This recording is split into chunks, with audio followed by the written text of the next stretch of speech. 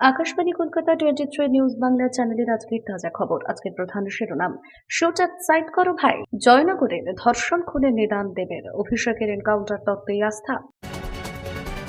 Junior ডাক্তারদের পাত্তা দিল না নবান্ন, রাজ্য সরকারকে হুঁশিয়ারির ডাক দিয়ে কাজ হলো না এবার।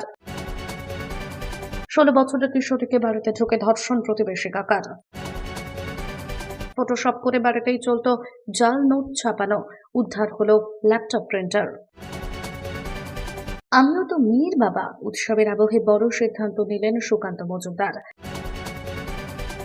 আরজিকর কাণ্ডে নয়া মোড়, 4 পুলিশ আধিকারিককে জিজ্ঞাসাবাদ সিবিআই এর।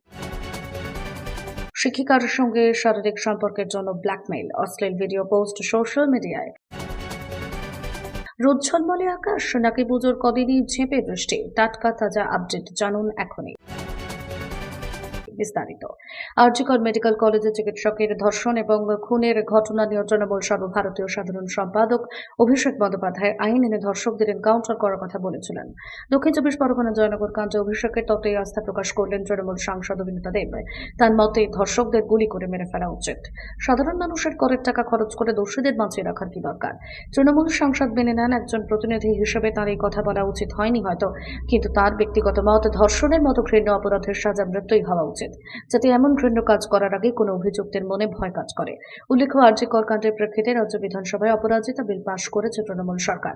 বিজেপি বিধানসভার অন্দরে এই বিলের বিরোধিতা না করলেও তারা কিছু সংশোধনী আনতে চেয়েছিল, যা রাজ্য সরকার গ্রাহ্য করেনি বলে অভিযোগ।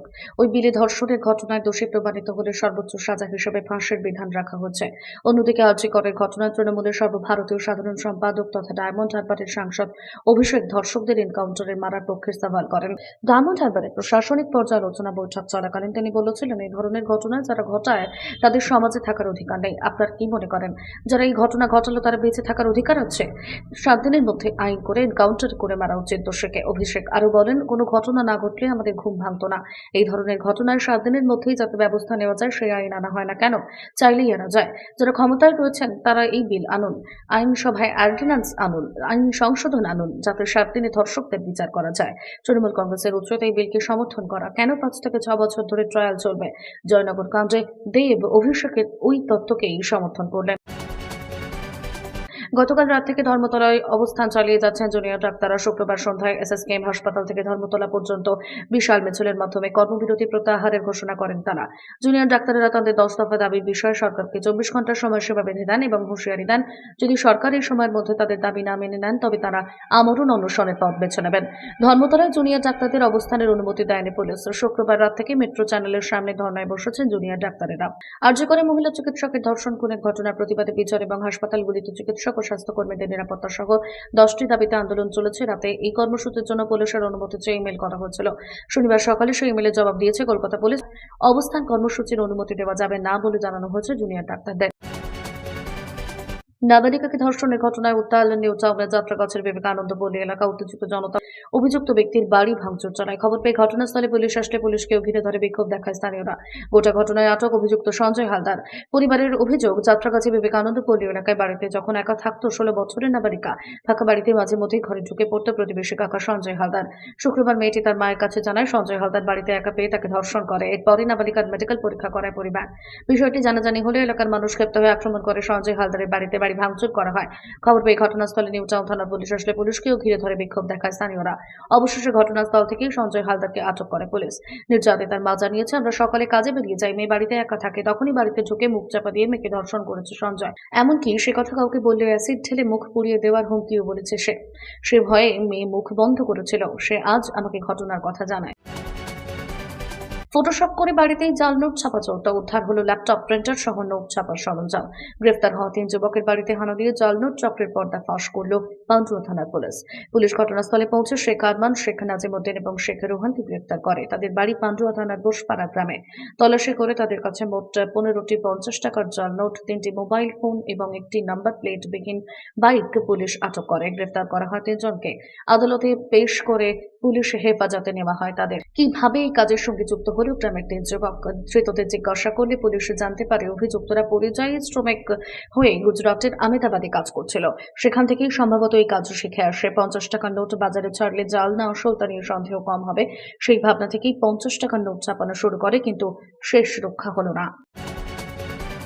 কথা ছিল একাধিক পুজোর আনুষ্ঠানিক উদ্বোধন করবেন তিনি। কলকাতার পাশাপাশি জেলাতেও একগুচ্ছ পুজো উদ্বোধনের সূচি চূড়ান্ত হয়েছিল সুকান্ত মজুমদারের, কিন্তু উৎসবের আবহে শেষ পর্যন্ত বিরাট সিদ্ধান্ত নিলেন বঙ্গবদ্ধ সেনাপতি সুকান্ত মজুমদার। ঠিক সেই আবহে উত্তপ্ত জয়নগর কুলতলি এলাকা। চতুর্থ শ্রেণীর ছাত্রকে যৌন নির্যাতনের পর খুনের অভিযোগে শনিবার উত্তাল হয় সেই এলাকা।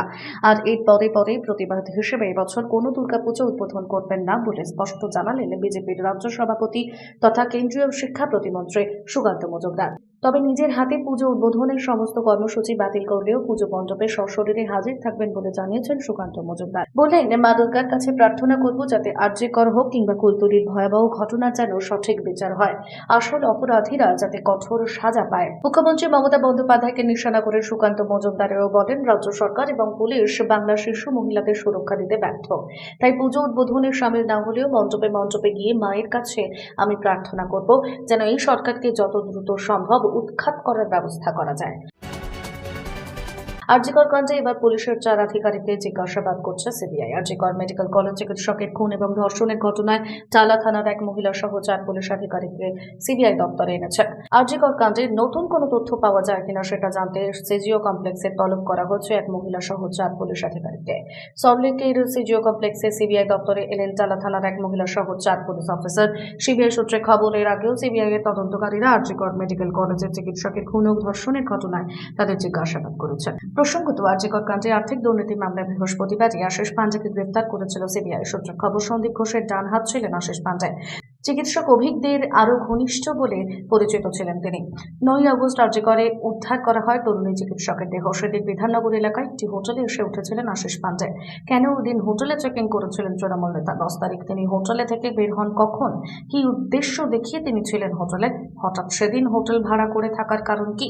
আশিসের পরিচয়, ঠিকানা এবং যাবতীয় তথ্য জানতে হোটেল কর্মীকেও জিজ্ঞাসাবাদ করেছে সিবিআই।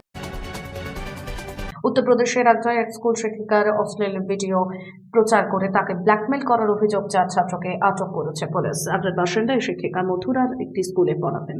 তিনি আগ্রায় ক্লাস 10-এর এক ছাত্রকে অতিরিক্ত ক্লাস দিয়েছিলেন। ওই ছাত্র পড়াশোনায় দুর্বল ছিল। পুলিশে জানিয়েছে যে ছাত্রটি সময়ের সাথে সাথে তার ঘনিষ্ঠ হয়ে ওঠে এবং তার মোবাইল ফোনে শিক্ষিকার একটি অশ্লীল ভিডিও তোলে। তারপর সে তাকে শারীরিক সম্পর্ক বজায় রাখার জন্য ব্ল্যাকমেল করেছিল বলেই পুলিশ জানিয়েছে। যখন শিক্ষিকা নিজেকে দূরে সরিয়ে নেন তখন ছাত্রটি তার গ্রামের 3 বন্ধুর সাথে ভিডিওটি শেয়ার করে, পুলিশ এও জানিয়েছে। আগ্রার সিনিয়র পুলিশ অফিসার সুরজ রায় সাংবাদিকদের বলেন, বিষয়টি আরো খারাপ হয়ে যায় যখন শিক্ষিকা নিজেকে ছাত্র থেকে দূরে রাখতে শুরু করেন এবং তার নাম্বার ব্লক করে দেন। এতে ছাত্রটি ক্ষুব্ধ হয় এবং সে তার গ্রামের 3 বন্ধুকে অশ্লীল ভিডিও পাঠায়। পুজোর আগে নিম্নচাপের বৃষ্টিতে দারুণ উদ্বেগে আপামর বাঙালি। দুর্গাপুজোর 4 দিন কেমন থাকবে আবহাওয়া তা নিয়ে উদ্বেগ জল্পনার শেষ নেই। আজ থেকে আসে সকলের মনে একটাই প্রশ্ন, পুজোর কি বৃষ্টি হবে? গত কয়েকদিনের আবহাওয়া দেখে রাজ্যবাসীর উৎকণ্ঠা বেড়েই চলেছে। এবার দুর্গাপুজোয় দুর্যোগের তেমন বড় কোনো আশঙ্কা নেই। আবহাওয়া দপ্তরের সূত্রে সর্বশেষ যে খবর মিলেছে তাতে দুর্গাপুজোর মধ্যে বিক্ষিপ্তভাবে 2-1টি জায়গায় হালকা বৃষ্টি হলেও ভারী বৃষ্টির সম্ভাবনা নেই। সুতরাং ষষ্ঠী থেকে দশমী দিদার মজা হোক দুর্গা দর্শন। এই মুহূর্তে বর্ষার বিদায় পর্ব চলছে দেশ জুড়ে। আবহাওয়াবিদরা মনে করছেন বর্ষা বিদায়ের সমস্ত রকম অনুকূল পরিস্থিতি বর্তমান। সুতরাং আর কিছুদিনের মধ্যে গোটা দেশ থেকেই বর্ষা পুরোপুরি বিদায় নেবে। Bureau report, 23 news Bangla channel.